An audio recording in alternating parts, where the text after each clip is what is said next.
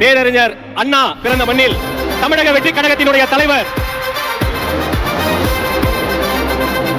தமிழ்நாட்டின் தலையெழுத்தை மாற்றப் போகிற தமிழக வெற்றி கழகத்தினுடைய தலைவர், தன்னிகரில்லா தலைவர், நாளைய தீர்ப்பு, தமிழ்நாட்டின் நம்பிக்கை, வெற்றி தலைவர் இதோ வருகிறார்.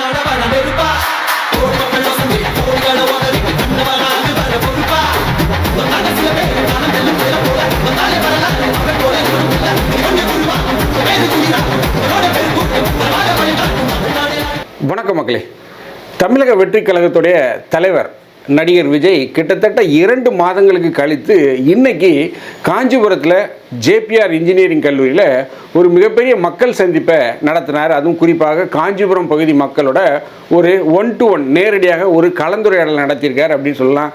அந்த கரூர் சம்பவத்திற்கு பிறகு மக்களை அவர் நேரடியாக சந்தித்து ஒரு முதல் நிகழ்ச்சி அப்படின்னு சொல்லலாம். மிகப்பெரிய அளவில் திமுகவிற்கு சேதாரத்தை ஏற்படுத்திட்டார் அப்படின்னு நான் பார்க்குறேன். ஏன் அப்படின்னு பார்த்தீங்கன்னா, இந்த தடவை அண்ணன் விஜயுடைய பேச்சில் வந்து பார்த்திங்கன்னா ஒரு வெறி இருந்ததை நான் பார்த்தேன். என்னடா நம்மளை இப்படி பண்ணிட்டாங்களே, இந்த மாதிரி ஒரு மிகப்பெரிய ஒரு துரோகத்தை பண்ணிட்டாங்களே, இவங்களை எப்படியாவது ஒரு வழி ஆக்கிடணும் அப்படின்னு சொல்லி ஒரு வெறியோட ஒரு பேசின பேச்சு தான் நான் பார்த்தேன். மிகப்பெரிய அளவில் திமுகவுக்கு ஒரு சேதாரத்தை ஏற்படுத்திட்டார் அப்படிங்கிறதுல ஒரு மாற்று கருத்தே இல்லை. ஏன்டா இந்த விஜய தொட்டோம்,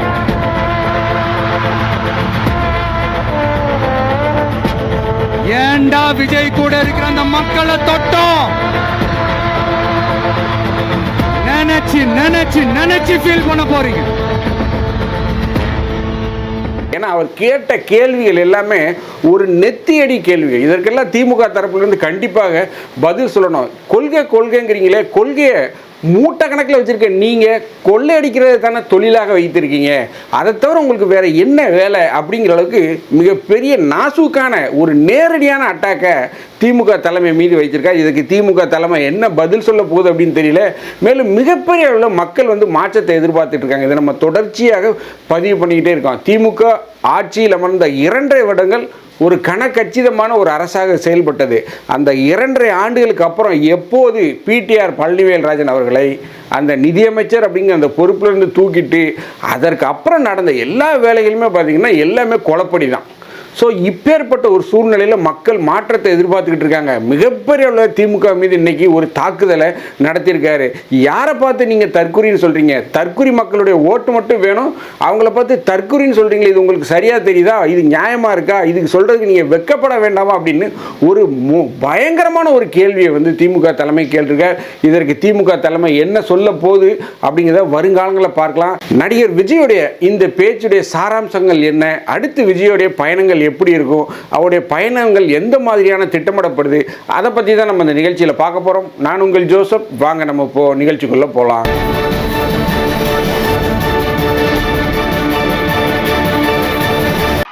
ஏன்டா இந்த விஜய தொட்டோம்,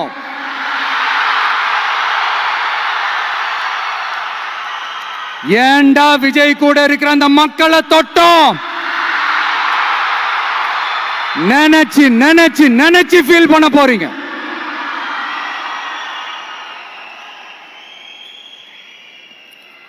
அப்புறம் நமக்கு இந்த அரசியல் புரிதல்லாம் இல்லை, அது இல்லை, இது இல்லை. அப்புறம் நான் கேட்கிறேன், மக்கள் எல்லாரும் உங்களுக்கு தற்குறிகளா?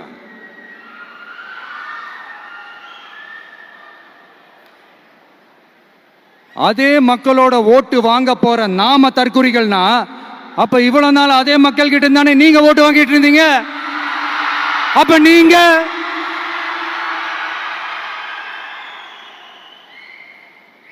அந்த மக்களுக்கு நீங்க காட்டுற மரியாதையும் நன்றியும் இதுதானா? ஒண்ணு மட்டும் சொல்றேன், எழுதி வச்சுக்கோங்க. இந்த தற்குறின்னு சொல்றீங்கல்ல, இந்த தற்குறிகள்லாம் ஒன்னா சேர்ந்துதான் வாழ்நாள் பூரா விடையை கண்டுபிடிக்காத முடியாத அளவுக்கு உங்க அரசியலே ஒரு கேள்விக்குறியாக்க போறாங்க.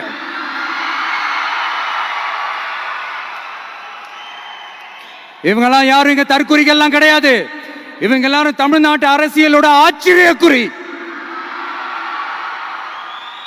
இவங்க எல்லாரும் தமிழ்நாட்டு அரசியலோட அந்த மாற்றத்திற்கான அறிகுறி. சும்மா லாஜிக்கே இல்லாம தற்குறி. 2 மாதங்களுக்கு அப்புறம் தமிழக வெற்றி கழகத்துடைய தலைவர் நடிகர் விஜய் வந்து பார்த்தீங்கன்னா இன்றைக்கி முதல் முறையாக மக்களை சந்திச்சிருக்கார். ஒரு உள்ளடங்கம் அப்படின்னு சொல்லுவாங்களே, ஒரு உள்ளடங்கம் இண்டோர் ஆடிட்டோரியத்தில், ஒரு மிகப்பெரிய ஒரு கல்லூரியுடைய இண்டோர் ஆடிட்டோரியத்தில் 2000 பேருக்கு தான் அனுமதி. அந்த 2000 மக்களை வந்து சந்திச்சிருக்கார். மிகப்பெரிய அளவில் பெண்கள் அதில் கூடியிருந்தது பார்க்கப்படுது. மிகப்பெரிய ஆரவாரத்தை பெண்கள் ஏற்படுத்தினாங்க அப்படிங்கிறத நம்ம பார்க்க முடிஞ்சது. மேலும் மிகப்பெரிய அளவில் பாதுகாப்பு அம்சங்கள்லாம் எந்தவித ஒரு அசம்பாதமும் நடந்தக்கூடாது, யாருக்கும் எந்தவித ஒரு கேடு நிகழ்ந்துடக்கூடாது அப்படிங்கிறதுல மிக கவனமாக செயல்பட்டு மிக செம்மையாக இந்த மாநாட்டை திட்டமிட்டிருந்தாங்க அப்படிங்கிறது ஒரு மாற்று கருத்து இல்லை. ஸோ இந்த மாநாட்டில் பேசிய நடிகர் விஜய் திமுகவிற்கு மிகப்பெரிய சேதாரத்தையே நேருக்கு நேராக கேள்வி கேட்டிருக்கார். அதாவது நீங்கள்லாம் கொள்கைன்னு கொள்கையை பற்றி பேசுகிறீங்களே, கொள்கையை மூட்டை கணக்கில் வச்சுருக்கேன், நீங்கள் டஜன் கணக்கில் வச்சுருக்கேன், நீங்கள் கிலோ கணக்கில் வச்சுருக்கேன், நீங்கள் கொள்ளையடிப்பதை தவிர என்ன வேலை செஞ்சிட்டு இருக்கீங்க அப்படிங்கிற ஒரு நேரடி கேள்வியை திமுக தலைமை மீது, திமுக கட்சியின் மீது ஒரு குற்றச்சாட்டை வச்சுருக்கார். உண்மையிலே இந்த குற்றச்சாட்டு சரியா அப்படின்னு பார்த்தீங்கன்னா, ஒரு நெல்லை மாவட்டத்தை சேர்ந்த அப்படிங்கிற விதத்தில் நான் சொல்கிறேன், இது சரியான ஒரு குற்றச்சாட்டு. இந்த குற்றச்சாட்டில் 100% ஆதாரம் இருக்குது. ஏன் அப்படின்னு பார்த்தீங்கன்னா, தென் மாவட்டங்களில், அதுவும் குறிப்பாக திருநெல்வேலி, கன்னியாகுமரி மாவட்டங்களில் மிகப்பெரிய அளவில் கனிமவள கொள்ளை, தென்காசி மாவட்டங்களெல்லாம் பார்த்திங்கன்னா மிகப்பெரிய அளவில் 10 டயர் 12 டயர் டாரஸ் லாரிகளில் ஏசியை போட்டு லாரி டிரைவர் ஓட்டிகிட்டு போகிறான். ஜம்முன்னு ஏதோ ஒரு Volvo bus, multi axial bus ஓட்டுற மாதிரி கல் மண்ணெல்லாம் கேரளாவுக்கு அள்ளிட்டு போகிறான். ஏன் தமிழ்நாட்டில் இருக்கவங்களாம் இழிச்சா வாய்ப்பேனா? எப்போ பார்த்தாலும் நம்ம முதல்வர் என்ன சொல்கிறாரு, கேரளா முதலமைச்சரை பார்த்து என்னுடைய நண்பர்னு சொல்கிறாரு. உங்கள் நண்பர்கிட்ட சொல்லி என் ஊரில் வந்து மணலை வெட்டிட்டு போகிறேன், என் ஊரில் வந்து மலையை உடச்சி கல் எடுத்துகிட்டு போகிறேன், உங்கள் ஊரில் எடுத்துக்கோ, உங்கள் ஊரில் இல்லாத மலையா, கேரளாவில் இல்லாத மலையா, அங்கே எடுத்துக்கோ, ஏன் இங்கேருந்து அள்ளிட்டு போக சொல்கிறீங்க? ஸோ இந்த கேள்வி குறிப்பாக நெல்லை, தூத்துக்குடி, தென்காசி, கன்னியாகுமரி மாவட்ட மக்கள்கிட்ட இருக்குது. இதற்கு என்ன முதல்வர் பதில் சொல்ல போகிறார் அப்படின்னு தெரியல. இந்த கனிம வள கொள்ளை திமுகவிற்கு ஒரு மிகப்பெரிய கெட்ட பெயர் ஏற்படுத்தி, இதில் தான் திமுக மிகப்பெரிய அளவில் கோட்டை விட்டுருக்காங்க. தென் மாவட்ட மக்கள், அதுவும் குறிப்பாக நெல்லை மாவட்ட மக்கள் மிகப்பெரிய அதிருப்தியில் இருக்காங்க, மிகப்பெரிய கோபத்தில் இருக்காங்க. ஏன்னா நெல்லை ஒரு மாநகராட்சின்னு சொல்கிறாங்க, ஆனால் மாநகராட்சிக்குரிய எந்த சாலை வசதிகள் இல்லை. அதுவும் குறிப்பாக இந்த நெல்லை நயினார்குளம் அந்த போத்தீஸ் அந்த ரோடெல்லாம் பார்த்தீங்க அப்படின்னா, சுற்றி இருக்க ரோடுகள்லாம் பார்த்தீங்கன்னா ரொம்ப குண்டும் குழியுமா. இந்த மலையில் இன்னைக்கு கடந்த 2 தினங்களாக கடுமையான மழை, ரோடே இல்லை. ஆனால் மாநகராட்சிக்கு உண்டான வரி இதெல்லாம் வசூலிக்கப்படுது. ஸோ இதெல்லாம் நெல்லை மாவட்ட மக்கள்கிட்ட மிகப்பெரிய அளவில் ஒரு அதிருப்தி ஏற்படுத்தி, கன்னியாகுமரி மாவட்டங்கள்லேயும் மிகப்பெரிய அதிருப்தி இருக்குது. மிகப்பெரிய அளவில் கனிம வளங்களை ஏற்றிட்டு போகுது. ஸோ இதையெல்லாம் கணக்கில் வைத்து தான் கொள்கைன்னு பேசுகிறோம். உங்களுக்கு கொள்ளையடிக்கிறதை தவிர என்ன வேலை அப்படிங்கிறத விஜய் கேட்டிருக்கார். அது 100க்கு 100% நம்ம சேனல் சார்பாகவும் சப்ஸ்கிரைபர்கள் சார்பாகவும் அவருடைய கருத்தை வந்து நம்ம ஆமோதிக்கிறோம். மேலும் வந்து பார்த்திங்கன்னா அவர் என்ன சொல்கிறார் அப்படின்னு பார்த்தீங்கன்னா, என்னுடைய ஆட்சி கண்டிப்பாக அமையா, எங்கள் ஆட்சி அமைஞ்சானே கண்டிப்பாக எங்கள் ஆட்சி தான் வரப்போகுது, மக்கள் அதற்குண்டான வழியை ஏற்படுத்தி தருவார்கள் அப்படிங்கிறத ரொம்ப ஆணித்தரமாக அந்த மேடையில் பதிவு பண்ணார். மேலும் அவருடைய பேச்சில் ஒரு வெறி, ஒரு ஆவேசம் எப்போதும் இல்லாத அளவுக்கு ஒரு வெறியும் ஆவேசமும் இருந்தது. அதை வந்து கண்கூடாக உணர முடிந்தது. அதுவும் இந்த கரூர் சம்பவத்தை அவர் மிகப்பெரிய அளவில் மனதளவில் பாதிக்கப்பட்டார். எப்படியாவது திமுகவிற்கு ஒரு பதிலடி கொடுக்கணும் அப்படிங்கிற விதத்தில் அவர் பேசினார். மேலும் அவர் கிட்டத்தட்ட அதனுடைய தேர்தலில் மக்கள் முன் வைக்கப்படக்கூடிய அந்த திட்டங்கள் என்ன அப்படிங்கிறது ஒரு சின்ன ஒரு கிளிம்ஸாக சொல்லியிருந்தார், ஒரு சில பல வரிகளில் சொல்லியிருந்தார். அதாவது மக்களில் வீட்டுக்கு ஒருவர் வந்து பட்டதாரியாக கொண்டு வருவேன், வீட்டுக்கு ஒரு பைக் இருக்கிற மாதிரி பொருளாதார நிலைமையை உயர்த்தேன், ஏன் கார் இருக்கக்கூடிய அளவுக்கு பொருளாதார நிலையத்தை உயர்த்துவேன், மேலும் மக்களுக்கு சொந்தமாக வீடை கொடுப்பேன், அந்த அளவுக்கு அவங்களுடைய பொருளாதார நிலையை உயர்த்துவேன், வேலை வாய்ப்பை உயர்த்துவேன் அப்படிங்கிற அளவுக்கு சொல்கிறேன். எந்த ஒரு இடத்துலையுமே நான் இலவசமாக அதைத்தாரேன், ஓசிக்கு இதைத்தாரேன் அந்த மாதிரி எங்கேயுமே சொல்லலை. ஸோ மக்களுடைய பொருளாதார நிலைமையை உயர்த்துவேன் அப்படின்னு சொல்கிறாங்க பார்த்தீங்களா. இதுதான் வந்து ஒரு நல்ல தலைவனுக்கு அழகு. அதை விட்டுட்டு மாதம் நான் உனக்கு 1000 ரூபா போடுறேன், உனக்கு சோத்தை போடுறேன், உனக்கு அதைத்தாரேன், இலவசமாக இதைத்தாரேன் அப்படி சொல்கிறது வந்து ஒரு நல்ல தலைவருக்கு அழகு இல்லை. அதாவது பைபிளில் ஒரு வார்த்தை உண்டு, மீனை கொடுப்பதை விட அவனுக்கு மீன் பிடிக்க கற்றுக்கொள் அப்படின்னு சொல்லுவாங்க. அதுதான் அதே போல தான் மக்களுக்கு உங்களால் எவ்வளோ நாள் இலவசமாக கொடுக்க முடியும், எவ்வளோ நாள் நீங்கள் கொடுத்துருவீங்க. அதை விட அந்த மக்களுடைய பொருளாதார நிலையை மேம்படுத்துவதற்கு, வேலைவாய்ப்பு அதிகரிக்க உண்டான திட்டங்களை இந்த திராவிட மாடல் அரசு செய்ய தவறிவிட்டது. அதைத்தான் அவர் பதிவு செய்கிறார். ஸோ இது மக்கள் மத்தியில் மிகப்பெரிய ஒரு வரவேற்பை பெற்றது அவருடைய இந்த பேச்சுக்கள். மேலும் அவர் என்ன சொல்கிறார் அப்படின்னு பார்த்தீங்கன்னா, இந்த திராவிட மாடல் அரசை மக்கள் வீட்டுக்கு அனுப்ப வேண்டிய நேரம் வந்துவிட்டது, மக்களாகவே வீட்டுக்கு அனுப்பிச்சிருவாங்க. மேலும் இந்த திராவிட மாடல் அரசு இனிமேல் ஆட்சி கட்டிலே அமராது அப்படிங்கிற மாதிரிலாம் அவர் பேசியிருந்தார். உண்மையிலே என்னை பொறுத்த வரைக்கும் ஒரு அரசியல் தலைவர் அவர் பேசுவதில் ஒன்றும் வியப்பல்ல. மேலும் வந்து பார்த்தீங்கன்னா அவர் என்ன சொல்கிறாருன்னா, இந்த விஜயை ஏண்டா தொட்டோம், இந்த மக்களை ஏண்டா தொட்டோம் அப்படிங்கிற கதற அளவுக்கு நீங்கள் நினச்சி பார்ப்பீங்க. சிஎம் சார், சிஎம் அங்கிள் அப்படிங்கிற அளவுக்கு அவர் பேசியிருந்தார். ஸோ உண்மையிலேயே அந்த கரூர் சம்பவத்தில் வந்து சில பல சதிகள் இருக்குது அப்படின்னு தான் சொல்கிறாங்க. ஸோ அதைத்தான் இப்போ வந்து சிபிஐ போன்ற உயர் புலனாய்வு அமைப்புகளுடைய அதிகாரிகள் விசாரிச்சுட்டு வர்றாங்க. ஸோ இதையெல்லாம் பார்க்கும்போது விஜய்க்கு எதிராக ஒரு சதிவலை இருக்கோ அப்படிங்கிற மாதிரி தான் சொல்லுது. மேலும் வந்து பார்த்திங்கன்னா நம்ம திரும்ப பதிவு பண்ணுறோம், எல்லா திமுகலேருந்து பேசக்கூடிய அந்த பத்திரிகையாளர்கள், திமுக ஆதரவு அனுதாபிகள்லாம் என்ன சொல்கிறாங்கன்னா, விஜயை சுற்றி இருப்பது வந்து ஒரு தற்குறி கூட்டம், ஒரு அணில் குஞ்சுகள் கூட்டம் அப்படின்லாம் தரக்குறைவான வார்த்தைகள்லாம் பேசுகிறீங்க.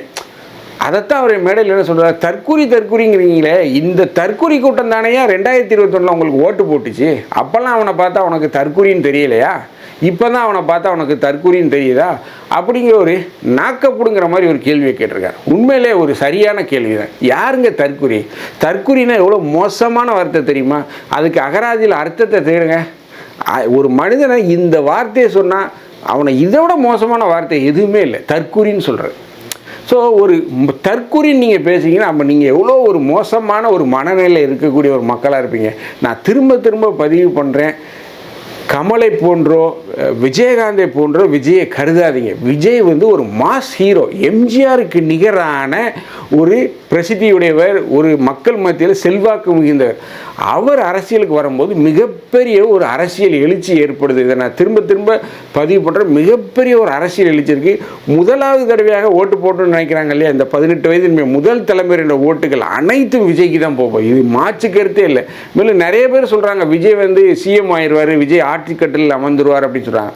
பட் விஜய் ஒரு மிகப்பெரிய சக்தியாக இருப்பார், அரசியல் சக்தி. அவருடைய ஆதரவு இல்லாமல், அவருடைய எம்எல்ஏக்களுடைய ஆதரவு இல்லாமல் எந்த ஒரு கட்சியாலும் ஆட்சி அமைக்க முடியாது அப்படிங்கிற ஒரு நிலைமை தான் இருக்குது. மேலும் நான் மீண்டும் இந்த இடத்துல நான் பதிவு பண்ணுறது என்ன அப்படின்னா, எல்லாரும் சொல்கிற மாதிரி விஜய் முதலமைச்சர் ஆவார் அப்படிங்கிறது எனக்கு உடன்பாடு இல்லை.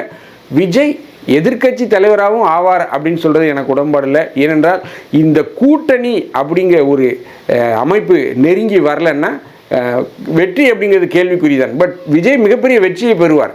பட் ஆனால் ஆட்சி அமைக்கக்கூடிய அளவுக்கு இருக்குமா, எதிர்க்கட்சி தலைவர் அந்தஸ்து அப்படிங்கிற லெவலுக்கு இருக்குமா அப்படின்னு பார்த்தீங்கன்னா அது இந்த கூட்டணி அமைவதை பொறுத்து தான். திமுக கூட்டணி கண்டிப்பாக உடையணும். திமுக கூட்டணி உடைந்து தாவேகா தலைமையில் ஒரு கூட்டணி உருவாகணும், இல்லை அதிமுக தாவேகா தலைமையில் ஒரு கூட்டணியை உருவாகணும். இது எல்லாம் ஒரு கூட்டணி அமைந்தால், அதிமுக தாவேகா காங்கிரஸ் ஒரு கூட்டணி அமைந்தால் இன்றைக்கே ரிசல்ட் சொல்லிடலாம், திமுக வாஷ் அவுட். அதிமுக தாவேகா கூட்டணி அமைந்தாலும் திமுக வாஷ் அவுட்.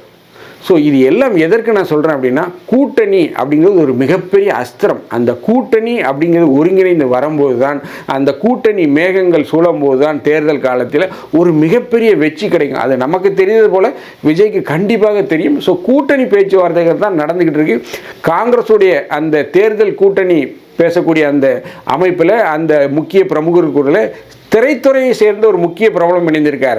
ஸோ அப்பேற்பட்ட ஒரு நபரை ஏன் அவங்க கொண்டு வந்தாங்க, அந்த முக்கியமான திரைத்துறை சார்ந்த நபரை அந்த கூட்டணி பேச்சுவார்த்தையில் எதுக்கு கொண்டு வரணும் அப்படிங்கிறதெல்லாம் நம்ம அடுத்த வீடியோவில் பார்ப்போம். இந்த வீடியோ உங்களுக்கு பிடிச்சிருந்துச்சுன்னா தயவுசெய்து லைக் பண்ணுங்கள், ஷேர் பண்ணுங்கள், சப்ஸ்கிரைப் பண்ணுங்கள். மறக்காமல் உங்கள் கருத்துக்களை கமெண்ட் செக்ஷனில் சொல்லுங்கள். நன்றி, வணக்கம்.